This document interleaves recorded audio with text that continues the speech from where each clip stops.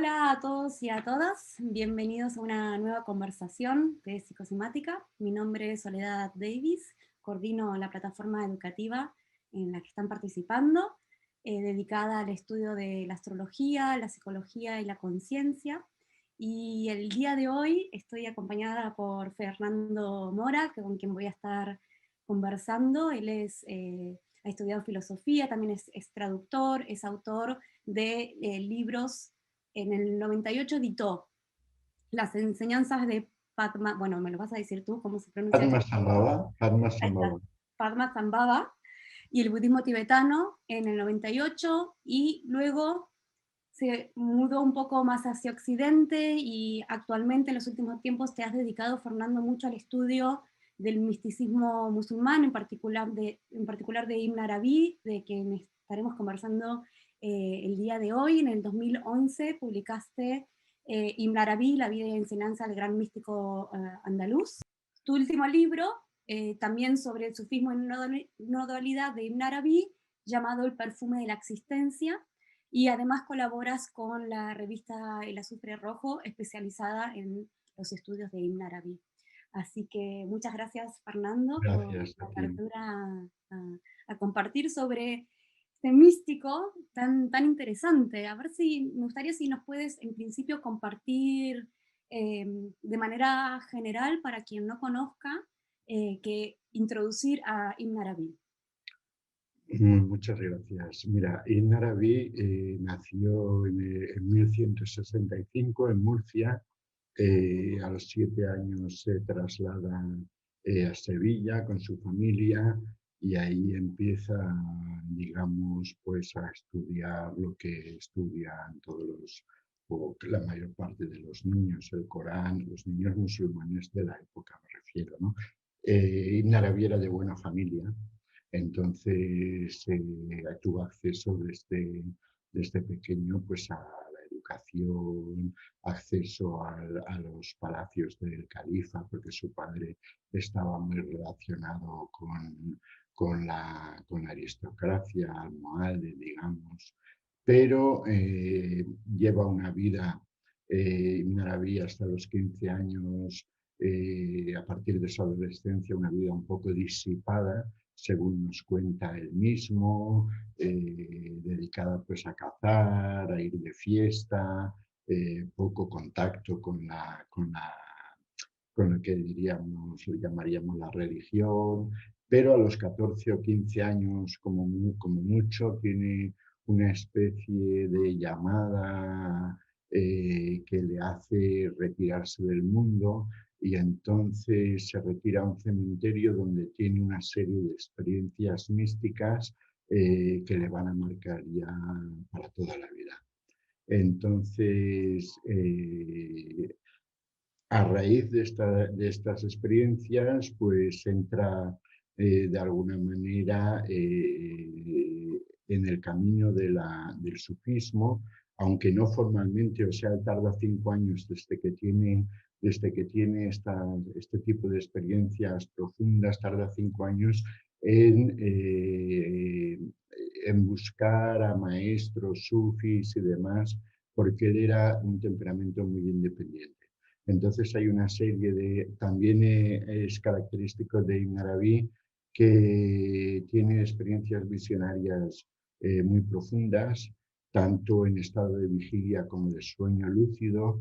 Estas experiencias se prolongarán durante toda su vida. Él siempre ha tenido este tipo de experiencias. Y como decía, él tarda 4 o 5 años en entrar formalmente en el sufismo. Es una experiencia visionaria de las que he comentado, la que le impulsa de manera definitiva a encontrar, a buscar maestros. A raíz de que entra en el sufismo, visita todo tipo de maestros, pero siempre teniendo, digamos, esta cualidad de que él es su propio maestro, por así decirlo. Él también es maestro a través de las experiencias visionarias, perdón, también es discípulo de maestros como Jesús. Jesús se le aparece muchas veces a lo largo de su existencia, sobre todo en su juventud, que le da numerosas enseñanzas. No sé si sabéis que Jesús tiene una importancia fundamental en el Islam. Eh, Jesús, según el Corán, Jesús es hijo del arcángel Gabriel y de María. Jesús viene al final de los tiempos, es el que llama a la oración, digamos, a congregar a todos los seres en el día, por así decirlo, el día del juicio final. Entonces tiene una importancia muy grande en la vida, en el Islam y en la vida de Ibn Arabi. Entonces, bueno, una vez Ibn Arabi empieza a relacionarse con maestros humanos, porque ella, así como os digo, se relaciona con maestros invisibles, por así decirlo, a través de sus experiencias visionarias, pues ya no dejará de relacionarse con este tipo de maestros humanos hasta el año 1200, 1202, que es cuando llega a Meca para hacer lo que se llama dentro del contexto del Islam la gran peregrinación a la Meca. Entonces tiene diferentes maestros. Uno de los más importantes, su primer maestro, que es uno de los más importantes, es un tal Al-Yabi, que era un maestro, por así decirlo, era analfabeto, lo cual contrasta poderosamente con un Arabi que era un gran erudito, por así decirlo, ¿no? Entonces, bueno, cada uno de los maestros recibe un tipo de enseñanza. Lo que cabría destacar de todos estos maestros es que pertenecen a la categoría de los malamilla, malamí en singular, que son personas que ocultan, por así decirlo, sus virtudes a los ojos ajenos. Quiere decir, son grandes maestros espirituales que pasan absolutamente por personas ordinarias.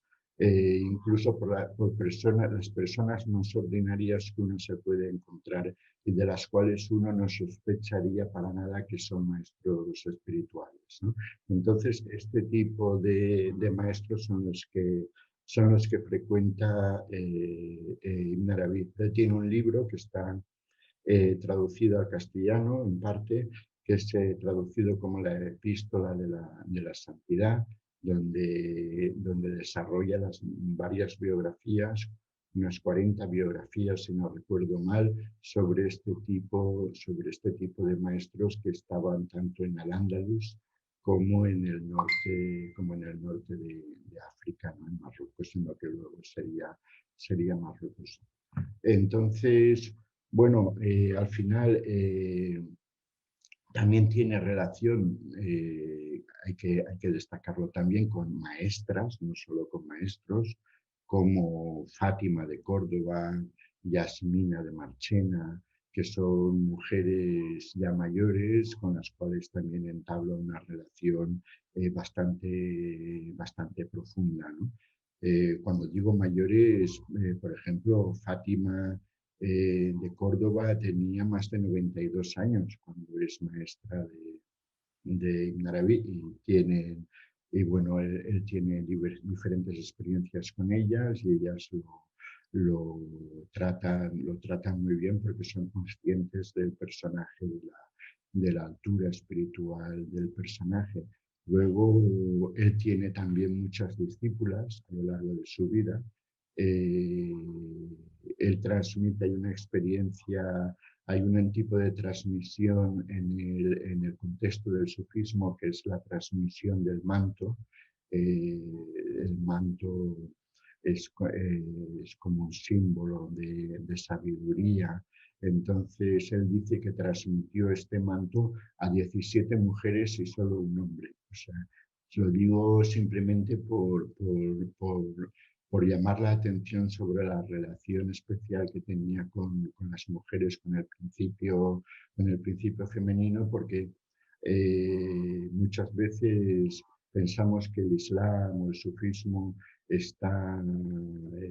se opone al principio femenino, y es verdad que hay muchos llamados musulmanes, que no sé si son musulmanes o qué, que se oponen de alguna manera a esto, pero en Arabí y en el caso de otros maestros sufis vemos todo lo contrario, ¿no? Claro, las mujeres eran Entonces, pares. ¿perdón? Las mujeres eran pares. Sí, eran pares y incluso más que en un momento espiritualmente hablando, podríamos decir que tienen un carácter, incluso me atrevería a decir, no sé si te va a escandalizar a alguien con esto, superior a los hombres espiritualmente hablando. Espiritualmente hablando. ¿Y por qué? Porque las mujeres o sea, así como el hombre es, digamos, pasivo respecto a la creación, la mujer es creadora Mm, también. El hombre solamente es, la mujer es creadora de vida y entonces está conectada más con lo que es, en este sentido, está más conectada con lo que es el principio, la divinidad. Entonces el hombre es creado, la mujer es creada y creadora. Es más completa en ese sentido, ¿no? Nos dice Ibn Arabi. Entonces, eso hay que tenerlo en cuenta en su trayectoria y por eso Ibn Arabi también eh, concede esta importancia al principio femenino y tiene tantas discípulas a lo largo de su vida, ¿no? sí, sí. Luego, a raíz de un determinado momento, allá por el año 1190 o algo así, empieza a escribir. Él hasta ese momento, si escribió no lo dice, o escribió muy poco, pero a partir de ese año, que viaja a Túnez por primera vez y tiene una serie de experiencias visionarias allí, empieza a escribir todos los días de su vida de una manera febril. Tal es así que, bueno, tiene más de 350 libros catalogados. Wow. Se le han atribuido más de 800 libros, pero con toda seguridad lo que podemos decir es que 350 de estos 800 sí que son indudablemente de Ibn Arabi.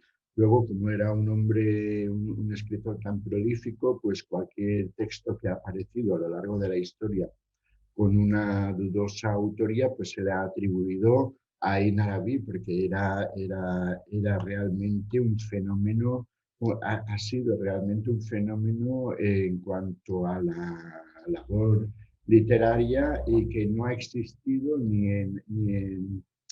en el terreno religioso, en el terreno espiritual, ni en el terreno, llamémosle mundano, un escritor tan prolífico como Ibn Arabi.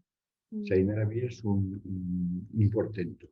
portento en este sentido. Y luego hay que tener en cuenta que muchas de estas obras no son un simple libro, sino que, por ejemplo, las Futuhat al-Maquiyya, las iluminaciones, las revelaciones de la Meca, tienen traducidas al castellano o al inglés o a un idioma occidental, pueden tener entre 12 y 15 volúmenes.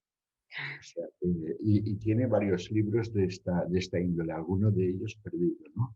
Alguno tiene un comentario del Corán que eran 60 volúmenes que se ha perdido. A lo mejor está porque hay librerías perdidas en el mundo oriental, en el mundo árabe, a lo mejor está en alguna librería de estas, ¿no? Pero de momento no ha aparecido. Sí, sí.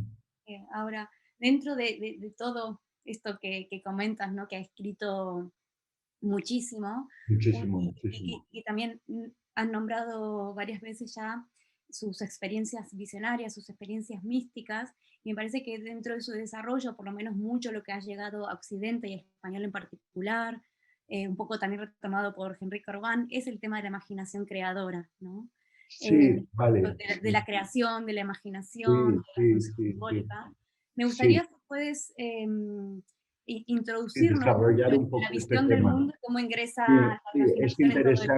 es interesante esto, porque siendo la imaginación lo que Corbin llama la imaginación creadora, de entrada hay que decir que toda la imaginación, tal como la concibo en Arabí, tiene como tres facetas diferentes.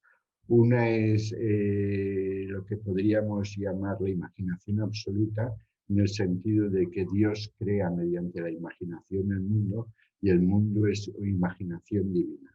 En ese sentido sería el primer aspecto. El segundo aspecto es lo que la imaginación como mundo, no el mundo como imaginación, que es lo primero que hemos nombrado, sino la imaginación como un mundo independiente, como una dimensión sutil, por así decirlo, a la cual uno puede acceder y tener experiencias de diferente índole, visiones y demás. Y luego la imaginación en el sentido mundano de una facultad mental, ¿no? Entonces lo que nos interesaría incidir es en el segundo aspecto, la imaginación como mundo, quiere decir el plano de la imaginación, el plano donde se desarrollan todo tipo de experiencias para los místicos, experiencias formales. Pero ocurre una cosa que Corbén insistió mucho en este aspecto y quizá dejó de lado otros aspectos en los cuales insiste Ibn Arabi, otras dimensiones de la existencia, por ejemplo, lo que podríamos llamar la dimensión de la pura luz, donde no existen las imágenes ni las formas, que es una dimensión, digamos, superior al mundo formal de la imaginación. En el mundo formal de la imaginación, como su nombre indica, pues existen formas, experiencias, hay seres, hay incluso ciudades, nos hablan los autores sufís que están en esa dimensión sutil de la existencia. Pero más allá de ese hay otra dimensión donde los fenómenos son pura luz. Pura luz pueden asumir diferentes coloraciones, etcétera, ¿no? Y más allá existe la dimensión de lo que podríamos llamar la divinidad, donde ya no cabe ninguna definición humana. O sea que la realidad está dividida jerárquicamente en diferentes estratos, por así decirlo, y la imaginación, siendo muy importante en la vida visionaria, por así decirlo, de Ibn Arabi y de otros autores sufís, no explica la totalidad de los mundos, por así decirlo, ¿no? Entonces Corbén, siendo un autor fundamental muy importante, además un gran escritor, porque escribe muy bien, y un gran filósofo, quizá insistió mucho en este aspecto y obvió lo que os estoy contando sobre la dimensión de la luz y otras dimensiones no imaginales de la existencia. Él utiliza la palabra imaginal para distinguirla de lo que sería la imaginación, porque la palabra imaginación puede dar lugar a confusiones, confundirla con la fantasía, etcétera, con creaciones mentales. El dominio imaginal no es una creación del individuo, sino que es una dimensión que existe, por así decirlo, por derecho propio. Digamos que existen 4 dimensiones. Una sería la dimensión material, otra sería la dimensión sutil o imaginal de la existencia, luego muy sutil o la dimensión lumínica de pura luz y luego la dimensión divina, por así decirlo de una manera bastante resumida. Entonces la imaginación, lo imaginal, es un aspecto muy importante, pero es un aspecto solamente de la cosmovisión de Ibn Arabi y de otros autores sufis. Vale. Muchas gracias por esta aclaración. Me parece súper interesante también cómo el tratamiento de la imaginación desde una perspectiva psicológica y una perspectiva mística, si se quiere, Sí, ¿no? la imaginación Considerar una dimensión trascendente. sí, claro, desde el punto de vista psicológico, la imaginación sí que tiene que ver con lo que podemos llamar fantasía o con lo que podemos llamar la creatividad humana, mental, etcétera. Pero lo que se entiende en este contexto como dimensión imaginal es una dimensión sutil de existencia donde los seres entran por diferentes vías, por así decirlo, a lo mejor a través del sueño lúcido o por lo que se llamaría en la teosofía clásica occidental el viaje astral. ¿Me entiendes? Este tipo tiene relación con este tipo de vivencias. Y luego el viaje astral no se queda en la dimensión de la imaginación, sino que sigue a otras dimensiones más sutiles de la existencia que son pura luz. Y luego más allá a lo que es Dios, que dice la tradición, Dios tiene 70.000 velos de oscuridad y de luz. O sea que la luz también es un velo que nos impide percibir o nos impediría percibir la realidad tal como es, ¿no? Sí. Entonces esto es una distinción que debemos tener en cuenta, sí. Y a partir de esto me gustaría introducir otros conceptos, también aprovechando tu exploración, tu estudio en el budismo tibetano y cómo puedes contrastar de alguna manera la no dualidad del budismo tibetano con el tema de la unidad también y esencia, existencia en el Sí, tratamiento y el sí, desarrollo de bueno, Ibn Arabi. Sé que es compleja la pregunta, es pero un, sí, es un tema complejo y sí, sí, abstracto, sí, algo, sí, sí, de algo manera abstracto, ¿no? general. Sí, bueno, de alguna manera lo que el término unidad, por así decirlo, excluiría a la multiplicidad. O sea, el mundo se reduce a la unidad, la multiplicidad es ilusoria y no existe. Este sería el planteamiento fundamental o básico de lo que es. Pero Ibn Arabi no dice esto exactamente. Ibn Arabi lo que dice es que la multiplicidad es una manifestación o una teofanía, como él lo denomina, de la unidad. Entonces no hay una dualidad entre multiplicidad y unidad. De ahí la palabra no dualidad. Lo que sí que está claro es que, bueno, la multiplicidad tiene sus limitaciones y el mundo de la unidad pues parece como que no tiene estas limitaciones. Pero lo que está claro es que la manifestación está ahí y uno no puede negarla. Entonces, como decir, la existencia es irreal. Las cosas, las personas, las experiencias son irreales y solamente es real Dios. No, lo que Ibn Arabi dice es que las personas, las cosas, las experiencias son manifestaciones de esta realidad única. Manifestaciones de acuerdo a la capacidad de cada ser, de cada persona, para digamos, concebir o relacionarse con esta realidad única, ¿no? Mm, Entonces todo lo que vemos es una manifestación de lo que se llama los nombres divinos, ¿no? Entonces son diferentes cualidades y atributos que se manifiestan en la existencia. En Arabi lo dice explícitamente, dice quien pierde la existencia, o sea, el que en una experiencia mística profunda desaparezca la existencia en torno al místico, que no vea, ni oiga, ni sienta, no quiere decir que la experiencia, que esa realidad, que ese nivel de la realidad haya desaparecido. Solo ha desaparecido provisionalmente para el místico, pero luego tiene que volver a la realidad cotidiana e integrar esa experiencia. Entonces ese es el viaje, digamos, completo del místico, el viaje de ida y el de vuelta. O sea, el de ida donde, digamos, ha desaparecido el mundo exterior y el de vuelta donde el mundo exterior reaparece revestido, digamos, de otras cualidades que son importantes también, ¿no?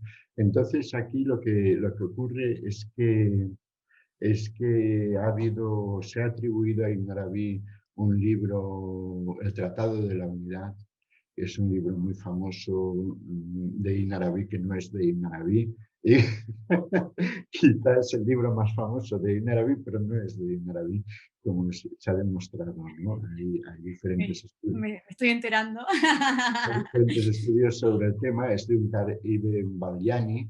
Balyani vivió 70 u 80 años después de Ibn Arabi. Es un libro donde sí que se postula la total irrealidad del mundo y que solamente existe Dios, por así decirlo, y que todo lo demás es falso, ¿no? Es irreal. Hasta cierto punto podríamos decir que Ibn Arabi hasta cierto punto solamente podría estar de acuerdo en esto, pero esta es solamente una parte de la realidad que nos expone Ibn Arabi. El mundo es una manifestación de Dios, es una manifestación a través de sus nombres y cualidades. Entonces dice, quien pierde la existencia, pues pierde, dice Ibn Arabi, quien pierde la existencia pierde un gran bien. Mm, Quiere decir que quien dice que quien experimenta que la existencia es totalmente real, quien rechaza la existencia, pues en realidad está rechazando un aspecto de lo que sería Alá, Dios, o sea, un aspecto de sus nombres, ¿no? mm, Entonces es cierto que existen experiencias del faná, que se llaman de aniquilación del yo, de aniquilación del mundo, pero eso es solamente una parte de la experiencia, porque luego está el baka, que es la subsistencia, cuando uno sale del faná, de la aniquilación, y el mundo reaparece revestido de nuevas cualidades, ¿no? mm, mm. Entonces eso hay que tenerlo en cuenta.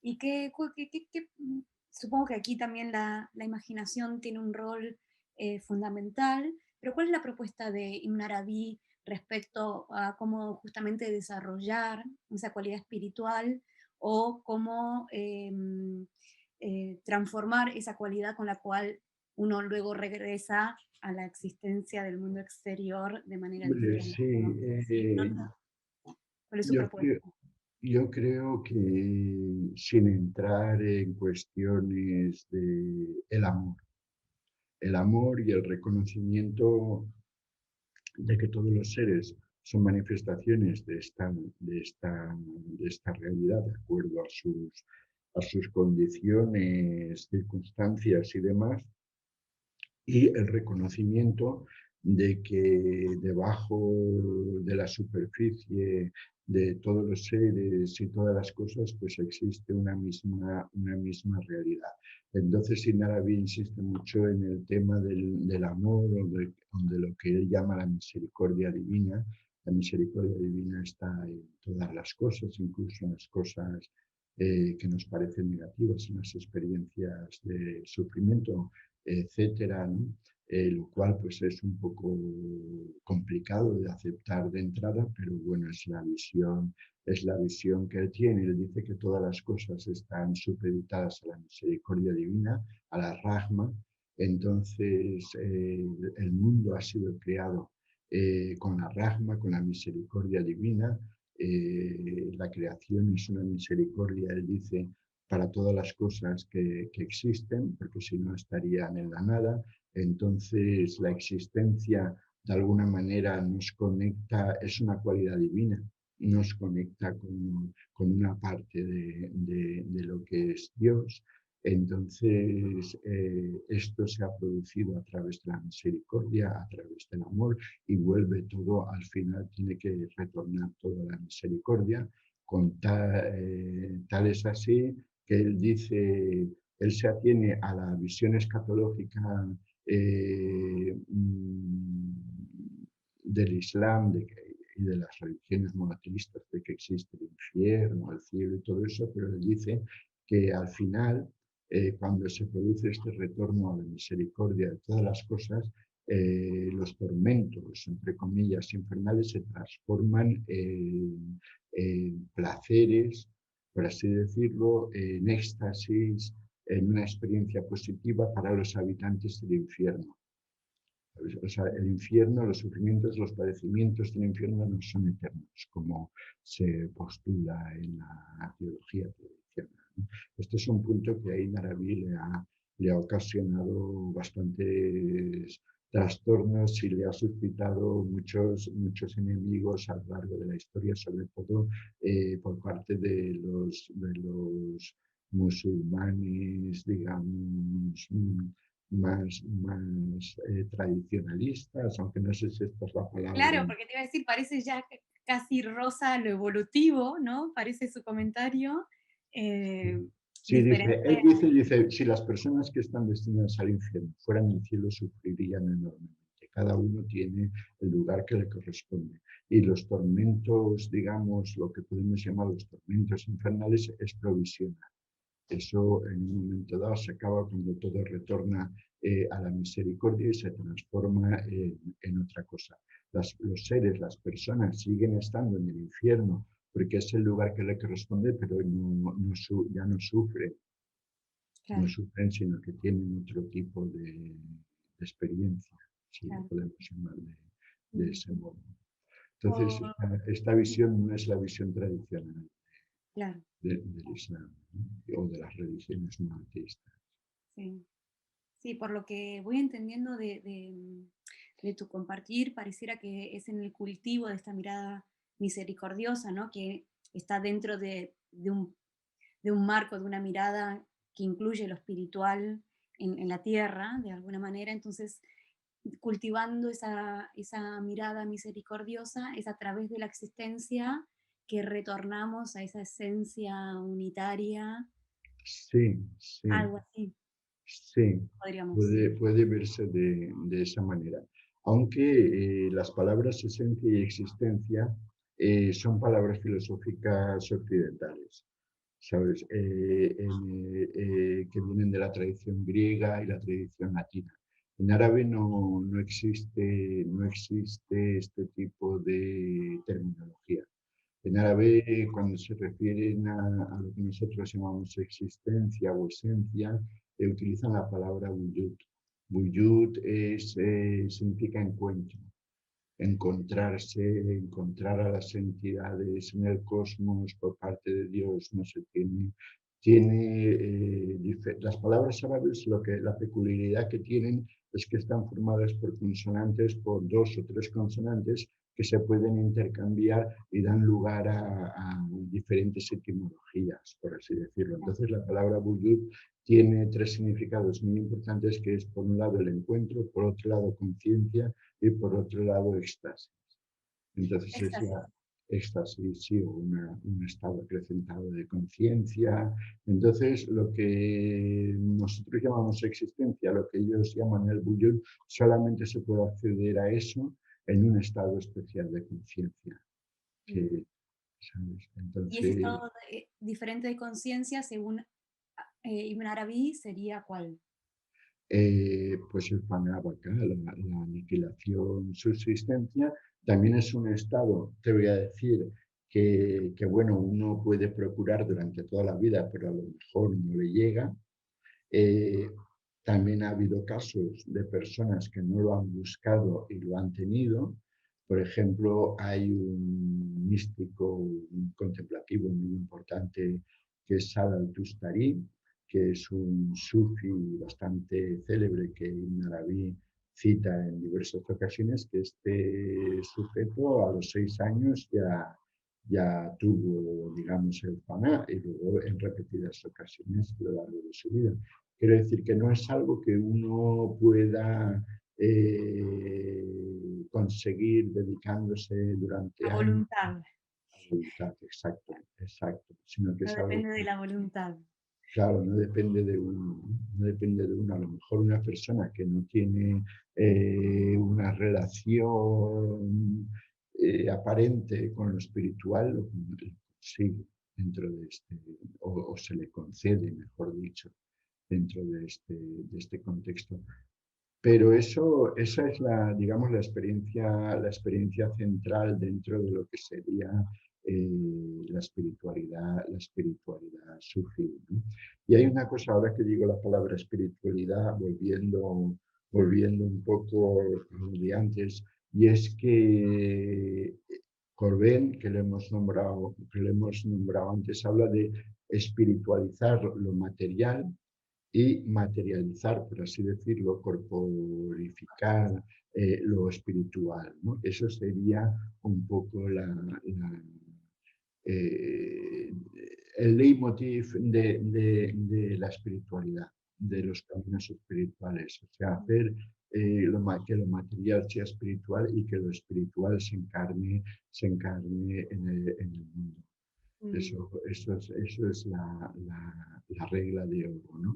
Y luego, en cuanto a la experiencia fundamental o central de los místicos, de los contemplativos sufís, es lo que se conoce viaje nocturno, como el viaje nocturno y la ascensión.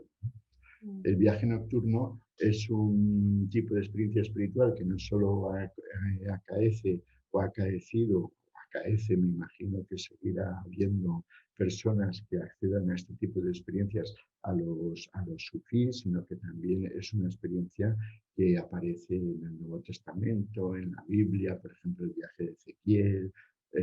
San Pablo habla de que ascendió hasta el tercer cielo, y es una experiencia, digamos, dentro de lo que sería la tradición monoteísta, tanto hebreos cristianos como musulmanes, ¿no? Entonces, el viaje nocturno y la ascensión es un tipo de experiencia en el cual se disuelve la conciencia exterior, se disuelve la conciencia exterior, se disuelven, por así decirlo, los elementos que componen el tierra, agua, fuego, aire, ¿no? Los elementos tradicionales que componen el cuerpo, y entonces cuando uno se ha despojado, digamos, de sus envolturas materiales, etcétera, pues uno asciende, que sería la parte de la ascensión, y puede llegar más o menos alto, pues hasta la presencia divina. Y esta es una experiencia que tuvo Muhammad, que han tenido y han dejado constancia escrita de ello diferentes autores sufís, y por supuesto que también ha tenido Ibn Arabi, que dedica el libro del viaje nocturno.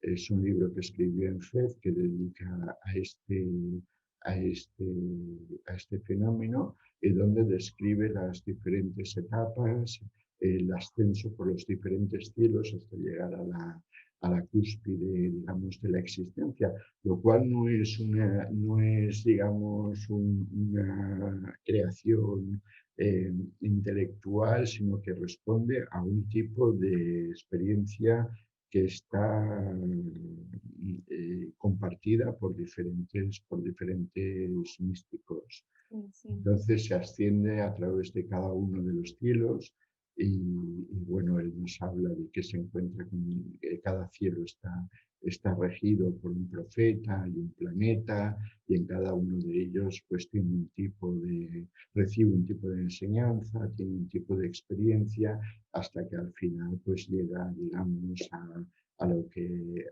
él llama la luz de las luces, el uno único, y tiene la experiencia de absorción en Dios, ¿no?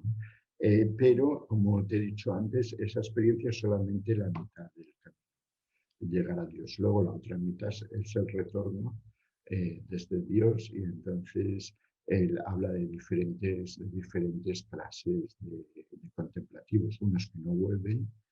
Hay en la historia gente que no ha vuelto, que, digamos, como él dice, se han sumergido en el océano y ya no han salido de ahí. Y luego hay otros que sí, que como él, que sí que vuelven para enseñar a Ujú. otras personas. Entonces él dice que estos son los que, digamos, han hecho el viaje completo de ida y vuelta. Sí, sí, El bueno, viaje de ida está muy bien, pero si no vuelves, pues no no le sé. sirve a nadie más, ¿no? Sí, Mm.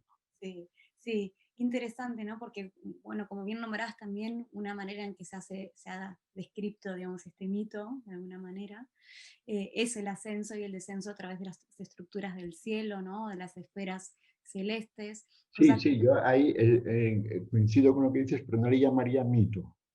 porque puede dar lugar a una interpretación de como que es algo imaginario o fantástico, ¿no? O sea, es una experiencia, no sé si conoces en el yoga, el samadhi, que Sí. es una experiencia o una metaexperiencia donde uno trasciende sus limitaciones mentales, físicas y demás, es algo parecido a esto, ¿no?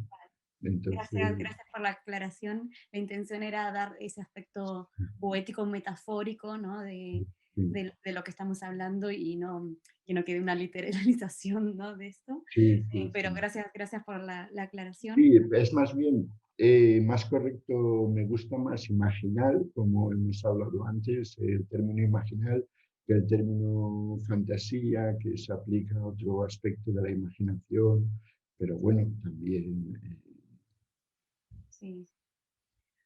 Pues dentro de esta idea, ¿no? Del ascenso y el descenso, bueno, yo lo he estudiado en torno, como te comentaba, y hablábamos un poco antes de la entrevista en relación a la astrología. Y aquí me gustaría si podías quizás contarnos también cuál es, cómo incluye Ibn Arabi también, digamos, dentro del cosmos tolemaico de la época, ¿no? De la cosmovisión de la época también, esta mirada, cómo entran las esferas celestes dentro de su cosmovisión espiritual también, de la realidad. sí, Y bueno, me comentabas ahí que era muy crítico respecto a los la horóscopos, no sé si también nos puedes astrología, contar de sí, esto. a lo que se conocería como, llamaríamos los horóscopos y todo eso, ¿no? Eso en general sí que comparte la visión de muchos musulmanes, ¿no? Sobre este tema, ¿no? Que suelen ser bastante reacios a este tipo de visión a través de los horóscopos, de que determinen de alguna manera nuestros actos, etcétera, ¿no? Lo que sí que hace es compartir la visión, como has dicho, la visión tolemaica, donde el cielo, una parte del cielo está organizado lo que se llama el cielo sin estrellas, si no me equivoco, está organizado de acuerdo a lo que conocemos generalmente como constelaciones, y las constelaciones son las mismas que, que nosotros conocemos, pero solamente como una organización, digamos, astronómica, ¿no? Aunque no sé si la palabra es correcta, pero es solamente un modo de organizar lo que aparece en el cielo, y de determinar el modo en que se manifiestan las cosas o cómo se produce la creación, de determinar también, no, perdón, he dicho sin estrellas, el cielo de las estrellas fijas, es el Ah, entonces ya las estrellas fijas. Vale. entonces está, porque él pone entre el cielo de las estrellas fijas y el cielo sin estrellas, que sería la oscuridad que rodea las estrellas, ahí es donde él sitúa todos los cielos me refiero a los cielos metafísicos post-mortem y también los infiernos, ¿no? Están situados en este margen, ¿no? Entonces, en cuanto a la organización del cosmos, nos habla también de una parte que no tiene una manifestación formal anterior al cielo sin estrellas, que es lo que él llama el trono, el trono divino, el pedestal. El trono divino, él dice, ahí es donde se sienta la misericordia divina. El pedestal, que es donde pone sus pies la misericordia, ahí es cuando se produce la división, digamos, entre la ira y la misericordia, aunque él no habla de ira, sino que habla de ira mezclada con misericordia, y la misericordia pura. Estos son los dos pies que sobre el pedestal, que dan lugar a la dualidad en la creación, en el mundo, ¿no? La Y ira. más, perdona, sí. No, no, no, estaba como enfatizando esto de que Sí, los dos pies son la ira y la misericordia. la ira mezclada con misericordia y luego la misericordia pura. Pura. O sea, él siempre, la misericordia siempre está ahí, Sí. siempre no la... es una de las características de la enseñanza de Ibn Arabi, ¿no? Mm. de que la misericordia siempre está presente y siempre estará presente y todo va a volver a la misericordia. Entonces, aunque existan, digamos, contratiempos, sufrimientos temporales, son provisionales. Y al final todo desemboca en la misericordia. Y luego, más allá del trono, en esta visión de la manifestación cósmica, pues existen otros principios muy sutiles que no tienen forma, que son lo que llaman, siguiendo el lenguaje coránico, el cálamo y la tabla, o lo que se llamaría el primer intelecto en la filosofía, el espíritu también, y la tabla, que es donde se escriben todos los acontecimientos de la creación, que en otros contextos se llama el alma universal. Entonces, pues, la unión de este intelecto primero con el alma universal, lo que da surgimiento a todo lo demás. Él nos dice que lo único que ha creado Dios es este espíritu, este intelecto primero. Todo lo demás ya viene dado por añadidura. Solamente ha creado esta entidad que a su vez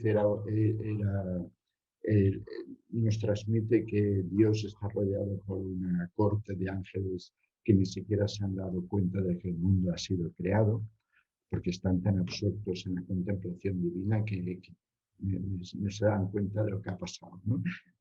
Entonces, escoge a uno de estos ángeles y es el que cumple la función del espíritu o del intelecto primero o del cálamo, utilizando el lenguaje coránico, que es el que, digamos, el artífice de toda la creación, ¿no? Claro, claro. Y a Y raíz de aquí, ahí, sí, perdona, no, dime, no, dime. estoy volviendo un poco al tema de las esferas celestes. Sí, Digamos, estas podrían ser de alguna manera una guía hacia la misericordia, desde el sí, pensamiento. claro, claro, claro. Esto enlaza con el tema del viaje nocturno y la ascensión. La ascensión se produce a través de las esferas celestes. Entonces, en cada esfera celeste, el contemplativo, el místico, se encuentra con un tipo de profeta, con el profeta, digamos, que rige esa esfera celeste. Por ejemplo, Adán reside en la luna, Jesús y Juan residen en la esfera de Venus o de Mercurio, sino de Mercurio. José, que es el prototipo de la belleza, reside en la esfera de Venus y así sucesivamente hasta llegar a Saturno, que es la última esfera donde está Abraham, la última esfera, digamos, formal, ¿no? Porque más allá existen Claro, multitud de planos de existencia, por así decirlo, que están más allá de la forma, que son pura luz. claro. Entonces, bueno, en árabe los místicos sufís insisten mucho en esta experiencia de la Claro, ascensión y el retorno. el retorno, sí. Claro, y me imagino que también digamos, en esta crítica, ¿no? A una astrología más predictiva, ¿no? O Sí, determinista, lo que justamente radica ese enfoque de la astrología sería la capacidad creativa, ¿no? sí, sí. Sí, de alguna manera lo que viene a decir en árabe es que, contrariamente a lo que podemos pensar acerca del Islam y la predestinación y todo eso, es que los destinos de los seres humanos no están supeditados, no están marcados, predeterminados, ¿no? Mm. Por los astros ni por ningún otro elemento, ¿no? O sea, entonces, Fernando, y como para ir concluyendo, me interesaría que me cuentes como estudioso de Ibn Arabi, en esta navegación a través de su obra, su vida, qué te trajo a ti, a tu vida, ¿no? ¿Qué cosas en particular te abrieron a ti la mirada, te bueno, transformaron, te sí, sí, inspiraron? sí. Bueno, aparte de alguna experiencia que no voy a relatar ahora, eh, me trajo sobre todo que Ibn Arabi es un elemento intelectual, digamos, es un monumento al saber, ¿no? Con todo lo que ha escrito. y luego todas sus experiencias visionarias, su visión del mundo. Entonces me atrajo este aspecto, digamos, de su, como que es un gigante intelectual y espiritual que ha pasado totalmente desapercibido hace poco en su tierra natal, en España, ¿no? Como ha ocurrido con otros personajes, tanto hebreos como musulmanes. Entonces, pero Ibn Arabi tiene el caso especial, es el caso especial de que tiene una ingente obra escrita. Ya te he dicho antes que probablemente es el autor tanto espiritual como mundano, se considere desde el punto de vista que se considere que más ha escrito. Luego ha tenido una gran influencia, aunque ha tenido muchos detractores también, ha tenido una gran influencia en el mundo islámico. De hecho, el Taj Mahal, por ejemplo, la estructura del Taj Mahal está basada en la descripción que nos da Ibn Arabi en las Futuhat del paraíso. Está basado en la estructura, en los planos están basados en esa descripción. O sea que es un autor que ha tenido un carácter universal, ha sido muy conocido fuera de España. Fuera de España ha sido muy conocido desde Marruecos hasta la China, conocido por los sufis, porque tú le preguntas por Ibn Arabi a un creyente musulmán ordinario, por así decirlo, y a lo mejor probablemente no sabe quién es, ¿no? Pero los sufis y la gente, digamos, que tiene un poco de idea de estas cosas sí que saben quién es. Entonces me pareció una injusticia que en un país como el nuestro, que es el país donde él nació, Ibn Arabi fuese un completo desconocido y sobre todo teniendo en cuenta la importancia y la relevancia intelectual, de, su relevancia, ¿no? Y todas las cosas que él cuenta y teniendo en cuenta la ingente cantidad de escritos que tiene, o sea, es el autor más importante que hemos tenido. No ya o sea, en el mundo, ya te lo he dicho, pero en España, vamos, es un autor que no ha habido ningún. Si nos limitamos al terreno, a la península ibérica, es que no ha habido ningún otro autor como él. Entonces me parece una injusticia. Luego, aparte, él habla de una recensión de libros a final de su vida, donde nombra muchas obras que se perdieron cuando él salió de Al-Ándalus, que se fue a la Meca en peregrinación y luego ya se quedó allí. Pues hace una recensión de libros y hay muchas obras que aparecen ahí que no han aparecido, ¿no? Luego otras obras que dejó aquí en Al-Ándalus las volvió a escribir, como El espíritu de la santidad y este tipo de... Entonces, a mí me ha interesado sobre todo su estatura intelectual y espiritual, ¿no? No solo intelectual, sino también espiritual, sobre todo lo que hemos hablado de la misericordia, el mensaje de la misericordia sobre todas las cosas y todos los seres, y de que no hay ninguna cosa negativa que sea absolutamente negativa, sino que solo lo es de una manera relativa. Porque lo absoluto, lo único absoluto, nos dice en Arabia, es la compasión, es la misericordia, es el amor, ¿no? Porque el amor también nos dice que en realidad cualquier amor es amor divino. Cualquier tipo de amor es amor divino. Lo que pasa es que nosotros en nuestro estado de conciencia no lo podemos percibir de esa manera. Claro. Entonces, ese es uno de los mensajes importantes que me parece que Arabi puede transmitir al mundo. De hecho, le interesa a mucha gente que no tiene una relación directa con el Islam, ni con el sufismo, ni nada de eso, ¿no? Muchos artistas, intelectuales de diferentes clases, ¿no? Sí, sí. Muchas gracias por tu labor, Fernando, de veras, porque además me parece muy interesante, como te nombraba al principio, poder recuperar las raíces místicas en Occidente, ¿no? A veces uno con lo Sí, espiritual se va a Oriente, ¿no? Como la cuna, y Sí. poder ver que estaban pasando muchas cosas Sí, en... sí, hay muchos, ya te digo, hay muchos autores, tanto Inarabi como luego la rama sufi que se llaman los salilís, que también surge en la península ibérica, que es una rama espiritual muy importante dentro del sufismo, que sigue vigente hoy en día, igual que Ibn Arabi, sigue vigente hoy en día en muchos ámbitos islámicos, en Oriente, en Siria. Ibn Arabi está enterrado en Siria y tiene allí una gran mezquita que le construyeron los sultanes turcos. Entonces, ya te digo, o sea, a mí me parece fundamental el recuperar esa parte de nuestra historia, no solo lo que concierne a Ibn Arabi, sino a otros autores que también han sido importantes en nuestra historia, porque si no es como si estuviéramos mutilados, ¿no? Mm, No solo me refiero a los musulmanes, sino a los hebreos también.